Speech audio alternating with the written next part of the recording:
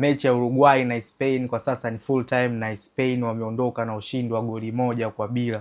Goli ambalo lilipatikana dakika 42, assist safi ya Llorente, goli anakuja kufunga Baena na hivyo kuwapa uongozi kwenye kipindi hicho cha kwanza dakika ya 42, na pia goli hilo ndio liliweza kusimama mpaka dakika 90 na hivyo kuhakikishia ushindi na points 3 Spain, na wanakwenda sasa hatua inayofuata round of 32 wakiwa ni vinara kwenye kundi lao wakiwa na alama 7.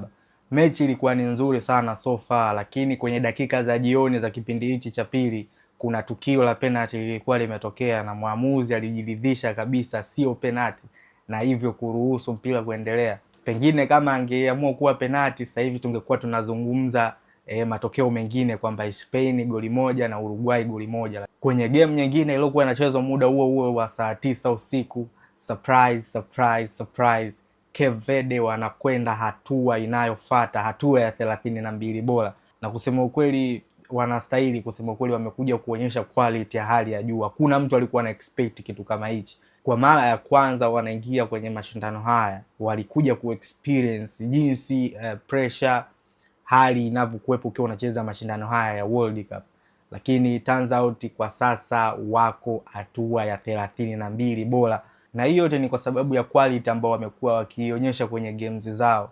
Kipa wao amekuwa na standout performance since kwenye game ya kwanza mpaka hii game ya mwisho.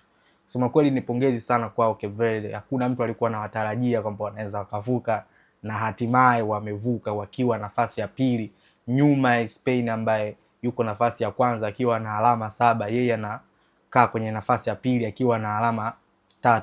Na hizo ndio zilikuwa game za saa 9 usiku. Surprise ni ya Cape Verde, kongole sana kwake, ila round inayofuata huko ndo anapokwenda kukutana na moto mwingine, na timu wanaokwenda kukutana nayo round inayofuata ni Argentina na Messi yake. Yani Argentina na Messi wake wote wanakwenda kukutana na Cape Verde. Sasa ubora wa kipa utajulikana huko, lakini so far mpaka dakika hii wamefanya vizuri sana kupita tu hii round ya group stage, wakati zipo timu ambazo zishai kushiriki ya mashindano, timu kama Tunisia, na haijafika kokote, imeishia kuburuza mkia na kurudi nyumbani. Lakini kongole sana kwake kwa kufanikisha hilo.